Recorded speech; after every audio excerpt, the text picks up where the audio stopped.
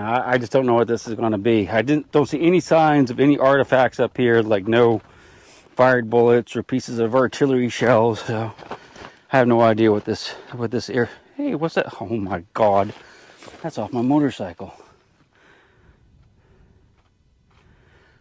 How the heck? I had driven past here, turned around, and came back because the trench ended, and I just found this. I guarantee that's part of my motorcycle. Isn't that weird?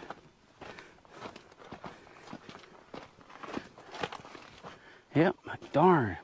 I know it didn't hit. Well, maybe it did hit that somehow. Look, that's broken. Oh, look, one of the straps came loose. Oh no. Man, I hope there's not really hardly enough to go there, is there? I might be out of luck with this one. Darn it. It's always a disaster with a Chig. All right, let me tighten this stuff up and fix it and think about how I get my motorcycle so I can use it again. Well, we're in a little bit of a pickle this morning. We're just checking over the truck. I was getting ready to take off, and I like to make sure everything's in order.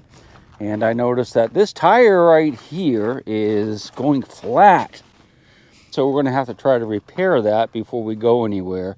I should have a little air compressor in there and tools enough to patch that if we can find the leak and it's not like something in the sidewall. So let's go ahead and work on that this morning. I have it plugged in. Let's fire it up.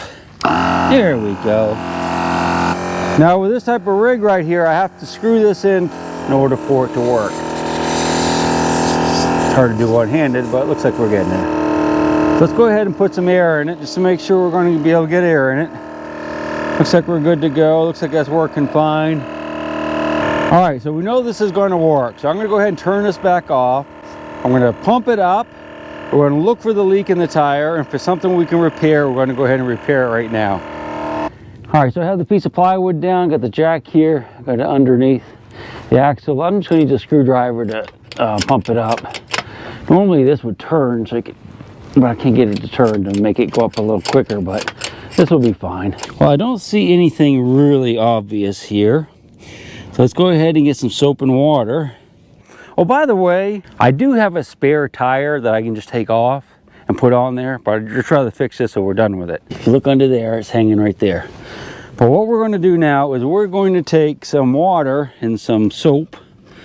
This is just some stuff that I bought to clean my body with, but we can use that. I bought this because I thought this top here would be really strong and wouldn't break and come apart in my camping gear, but of course the very first time I used it, it broke, so I have to tape everything up. Okay, so let's put a little bit of soap in here. Come on. Actually got to put a little bit more than a little.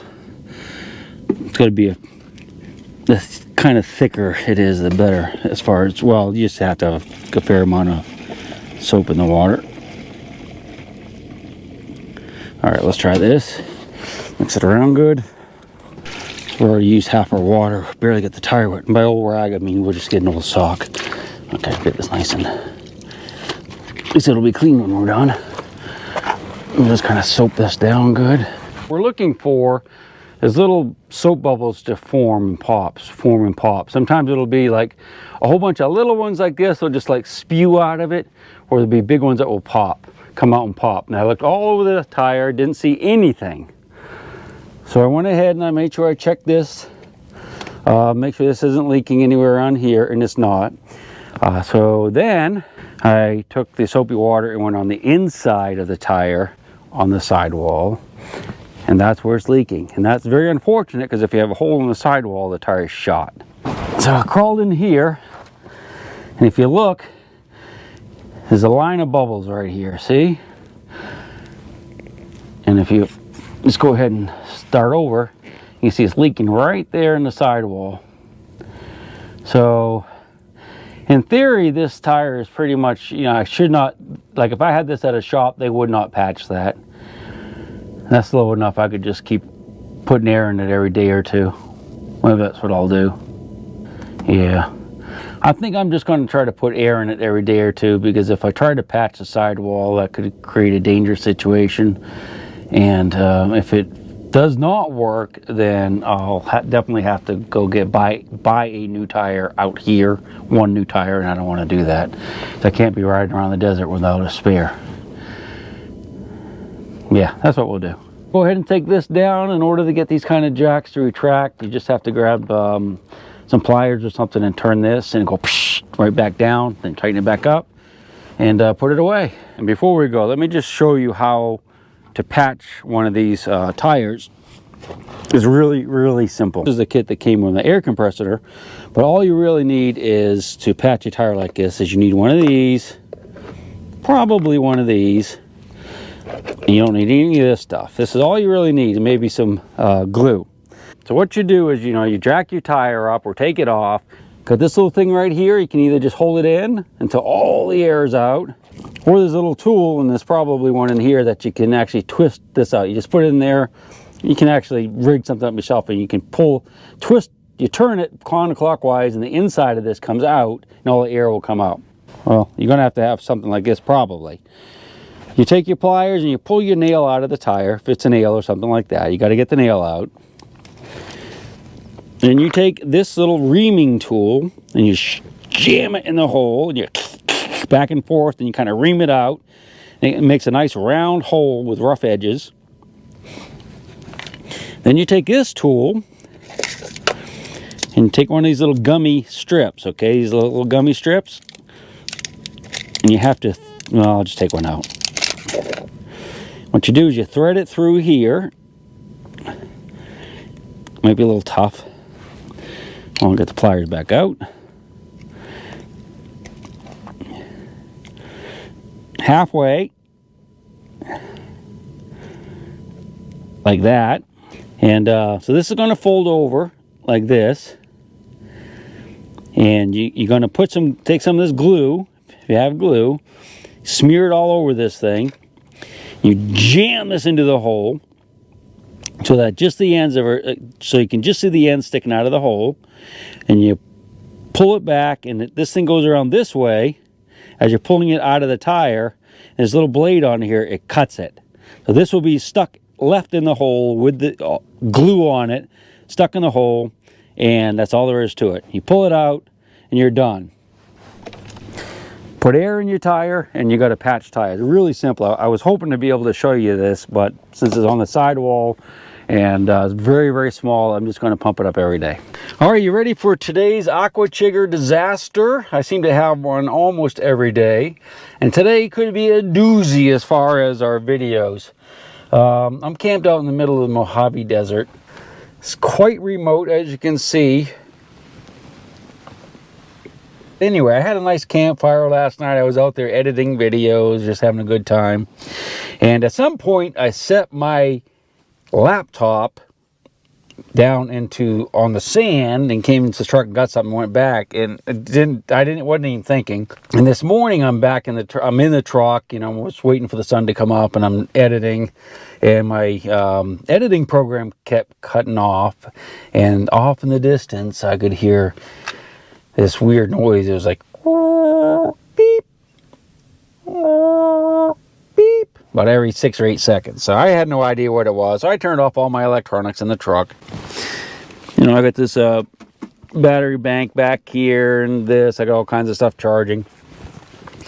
Turned everything off. Sure enough, beep, kept doing it. So I held my computer up to my ear, and that beep was more like a beep, beep. And it dawned on me immediately that what happened is I set my computer, and when I set my computer in the sand last night, a bunch of sand got up on the inside of it. Now, out here, it's not just like regular sand, naturally. It's sand and black sand. And black sand is magnetite and hematite. Both of them attracted to magnets and can become magnetic. I figured out what I was going to have to do is take my computer apart and try to clean it out and hopefully save it. But I'm in the middle of the freaking Mojave Desert camping, and the computer has these little tiny star screws. I mean, you can barely see them holding it together. I'm thinking, Chig, what can you use to get those star screws out of the computer so that I can try to clean it out so I can make videos this trip? Otherwise, I'm done making videos, editing videos for the next 3 weeks. So anyway, I'm sitting here thinking. Then I remembered, guess what? One of the last times I was at this store buying stuff, they had a display of tools, cheap tools you could buy, impulse buy, like $3.99 impulse buy. I saw this. I said, boy, there's a whole bunch of little tools on there, like little star tools and screwdrivers and stuff like that, $3.99. So I picked up a couple, pitched one in my truck. I gave one to my wife, to throw in her vehicle if she wanted it. And I don't know, I think it's in the office now. But anyway, as it turns out, there's one really tiny star screwdriver on there that exactly fits the back of the computer. And if you've ever done this work, they're absolutely tiny. So I got it out. It comes with like a little handle to make a little screwdriver out of it, which I've already lost. Not a big deal. I'll find it later. And I started taking the screws out. I got 2 of the screws out, and of course, because it's a really cheap and expensive $2.99 screwdriver set from China, it's immediately stripped, because it was just very cheap metal. So I'm thinking, Chig, what can you do now? What can I do? So I took a knife, tried to turn it, nothing would work. But then I remembered I have a Leatherman that I found in the river like 10 years ago. And in the Leatherman, there is actually there's a metal file in here. Right there, there's a little metal file. So I got the file out, and I was able to take the screwdriver, the little star head screwdriver, and I filed it down till I got to where there's some more meat on it. The little flutes sticking out. And sure enough, that worked. And I got the computer apart. So this is the computer. I've actually been working on it for about an hour. There's all kinds of sand in here, and that black sand that was stuck to stuff. So there must be some magnetism going on with this thing.